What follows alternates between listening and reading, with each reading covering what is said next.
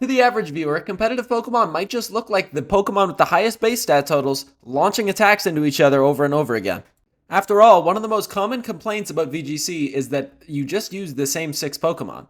But this type of game is so unique, as there are so many ways that you can differentiate the exact same Pokemon throughout different teams. There's so much versatility that can go into the team building. You can use a Pokemon with different items, different moves, and different abilities as the normal set in order to make it fit the niche that you need it to fill. And although VGC does use a lot of the same Pokemon, none of these Pokemon are ever truly the same in the way that they are built. Take Thundurus, for example, who absolutely ruined the metagame early in the 2010s, and despite having all of its strengths nerfed, in the way that Prankster works, in the way that Thunderwave works, and in the way that Swagger works, he still ended up winning another World Championship in 2022. A Pokemon that once defined the metagame and had so many game mechanics changed just because of how oppressive he was, with just a different build and a different role to fill, could see success again. But Thundurus is a legendary Pokemon, with incredible base stats, so you might think, of course he's going to be viable, he's a legendary. But so few Pokemon are even close to Thundurus' tournament results, and most of the Pokemon that have the most consistent finishes aren't legendaries at all. And the ones that are legendaries don't have near the base stats that the box art legendaries do. The Pokemon that have the best tournament results are often what we call support Pokemon. These are Pokemon with a variety of tools that try to help their teammates rather than take out opposing Pokemon. And it's these Pokemon partnered with the hard hitters that can win your team a game. Because just slapping a whole bunch of legendaries on a team to do major amounts of damage will hardly ever win you a best of 3 set. Which is why a little family of mice has done significantly better than a giant Earth Dragon. Because Pokemon is so much more than just base strength. So, what aspects go into making a good support Pokemon? If you're taking a restricted legendary Pokemon and you need something beside it to help it out, what do you pick? The answer is Incineroar. No, but really, it does depend on which Pokemon you are building your team around, but most importantly than anything, it depends on the ability. The difference between a good ability, a bad ability, and a mediocre ability can completely change a Pokemon's usage rate. There are numerous Pokemon who have only seen play in VGC in order to set up the weather. Of course, we have the very aggressive and powerful weather setters in Kyogre and Groudon, but those aren't always legal. We've seen Pokemon like Abomasnow and Ninetales being brought to set up the sun and set up the hail.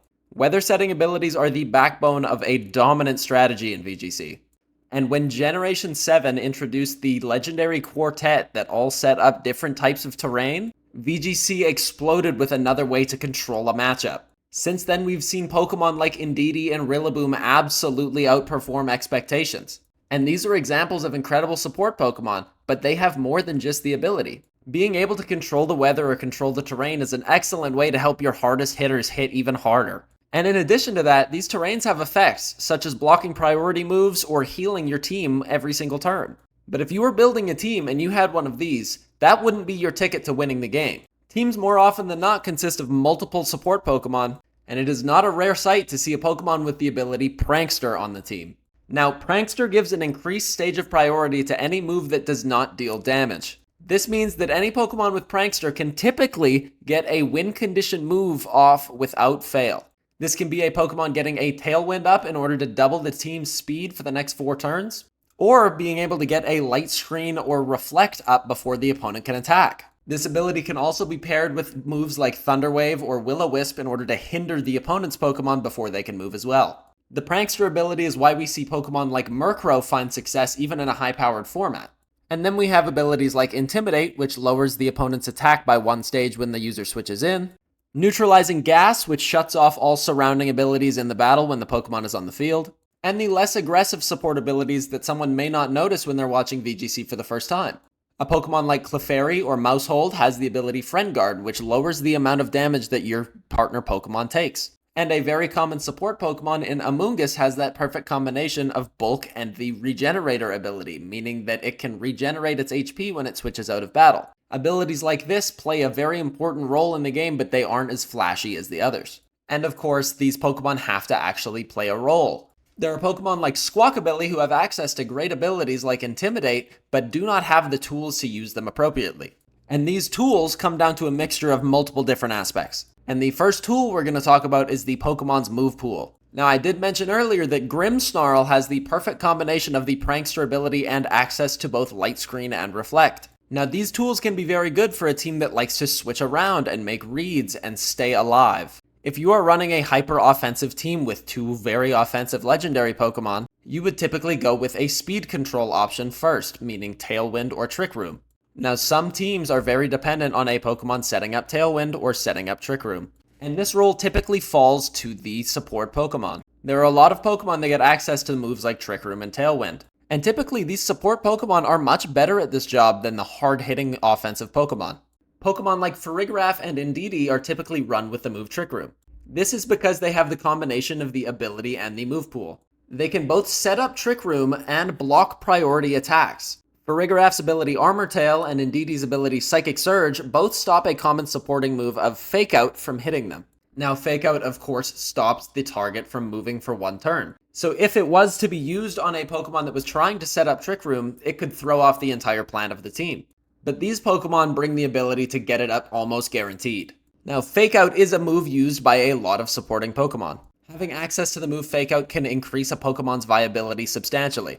Pokemon we've talked about, like Incineroar and Rillaboom, also are very common Fake Out users. Causing a Pokemon to miss a turn either by forcing them to protect or by successfully faking them out and flinching them is incredibly crucial in a game like VGC. This is because there are so many variables and so much power that a game can be over in just 2 turns, which is the main reason that you need to protect your hardest hitting Pokemon.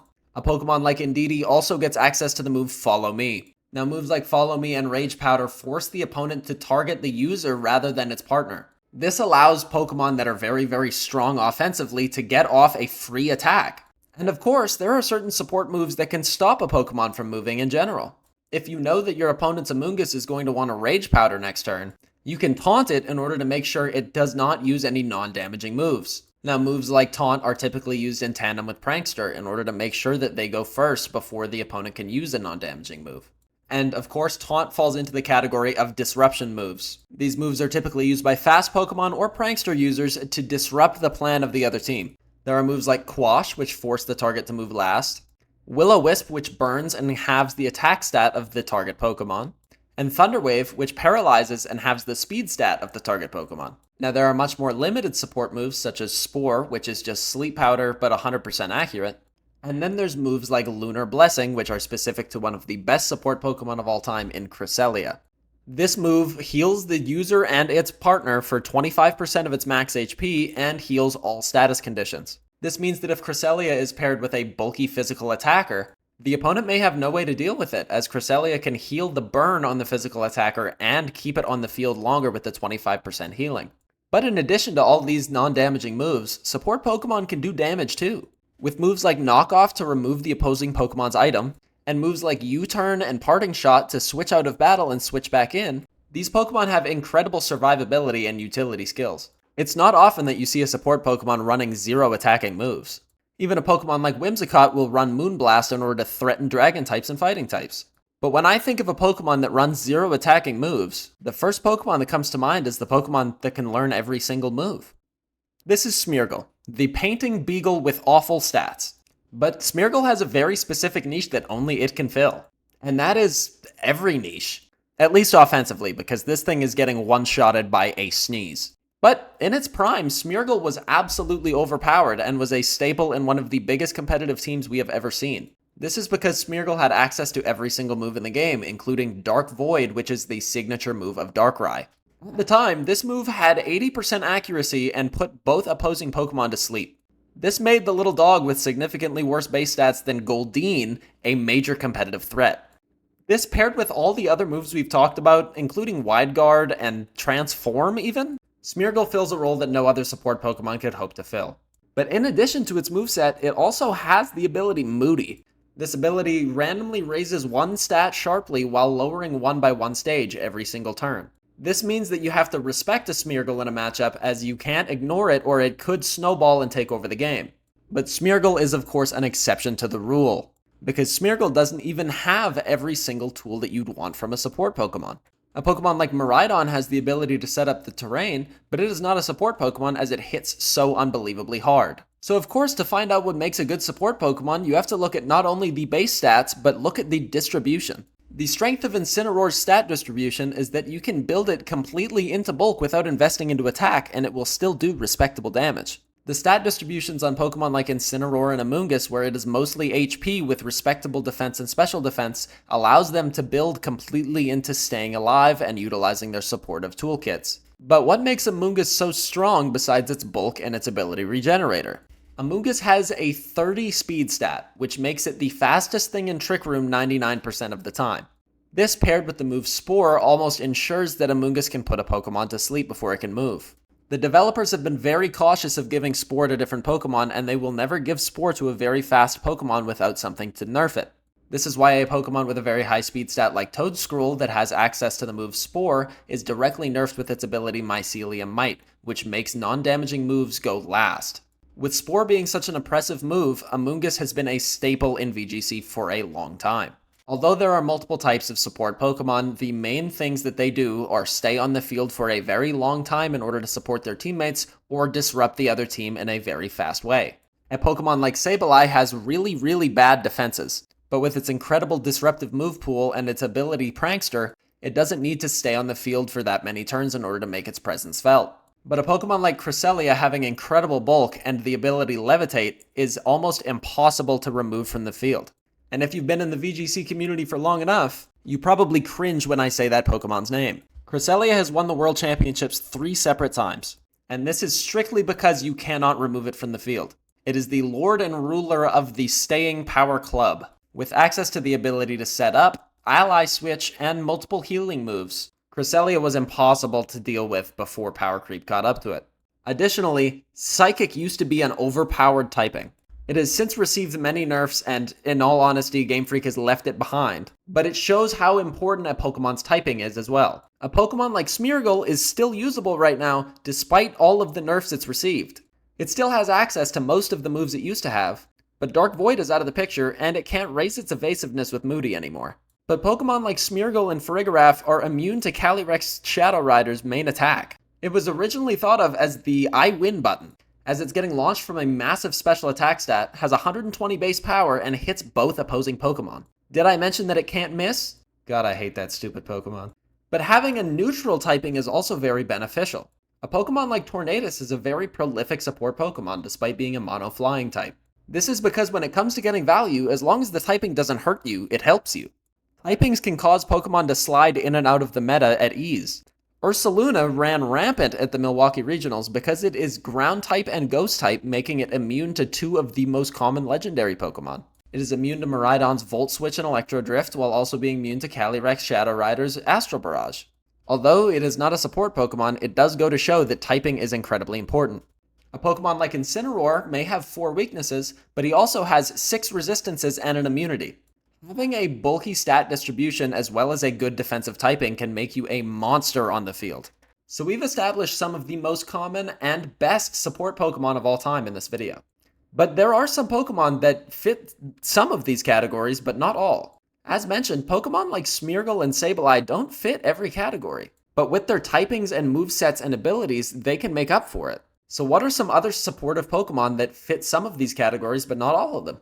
There are some Pokemon, like Fluttermane, that started off as this 252 special attack, 252 speed nuke at the start of its lifespan. But now, as the power level has risen and as more Pokemon have released, Fluttermane has resorted to a supportive role. With a speed boost, Fluttermane can Icy Wind before any other Pokemon can move. This means that it can lower the speed stat of both opposing Pokemon, allowing its restricted buddy to move first. As well as access to Imprison Trick Room and Taunt and a bunch of supporting moves, Fluttermane can find its niche as a supporting Pokemon in a higher power format. I recently lost in the finals of a small community tournament to an Assault Vest Alolan Persian with Fur Coat, Fake Out, and Icy Wind. Now this is a set I would have to experiment with a little bit more, but it did feel very powerful in the lower speed matchups. There are many teams currently in the Regulation I format that are not running the full Tailwind or full Trick Room teams. Some Pokemon may only check 1 or 2 boxes when looking for a support Pokemon, but when it comes down to it, in a higher power format, chemistry is the only thing that matters. We have seen Serena ran multiple times on Kyogre teams, as it has the ability Queenly Majesty, which stops priority moves and resists what Kyogre is weak to, taking a similar role to something like Rillaboom, where it exerts offensive pressure while using its ability. So because Serena brings so much value just from being on the field, it also threatens the things that Kyogre is threatened by. Serena has access to Taunt, Knockoff, U-Turn, Triple Axle to threaten opposing grass types, and gets moves like Helping Hand in order to help out its restricted partner. In the latest regional championships, we saw many different supporting Pokemon. We saw Volcarona, who is incredibly bulky and has access to Rage Powder to draw in attacks. This, with the combination of Flame Body, can punish physical attackers for hitting it. Combined with the Rocky Helmet, this Pokemon can be nearly impossible to deal with if you don't have a special attacker available. We saw Grimmsnarl to set screens, and we saw Amoonguss to have Sleep and Rage Powder pressure. We saw Galarian Weezing bringing its incredible typing, bulk, and ability. This was used against other teams that rely heavily on their abilities, as Weezing's neutralizing gas will remove them. We saw a team in the top 20 using 3 Unreal Pokemon. It used Comfey, which I personally like a lot, who is a mono fairy type with the ability Triage. Triage makes healing moves always go first. This, combined with Comfey's natural bulk, makes it incredibly difficult to get rid of, but impossible to leave alone. This same team used an Eviolite Swords Dance Rhydon with the ability Lightning Rod, as well as a Toxapex with Toxic and Wideguard. This Toxapex was running the Rocky Helmet in order to punish the Pokemon from trying to remove it from the field. We saw Sinistcha used as a support Pokemon with its ability Tea Time or whatever it's called, I never remember that. Its ability Hospitality, and its combination between its Sky High special attack stat and its signature move Machagacha. Machagacha can burn the opponent, hits both opposing Pokemon, and restores the user's HP for 50% of the damage dealt. This sounds like a fan-created move. That is so incredible. And of course, to round out the top 50, we saw a Smeargle with Wideguard, Follow Me, and Spore. So now that we talked about the aspects of a great support Pokemon, let me know in the comments what Pokemon you think could rise to stardom in the support role in the future. Do you think there's any Pokemon that, if they were granted access to a certain move or a certain ability, could all of a sudden be a staple? Let me know. Anyways, if you enjoyed the video, make sure to leave a like and subscribe if you haven't already. It lets both myself and YouTube know that you're enjoying the content and want to see more. And until next time, have a great day.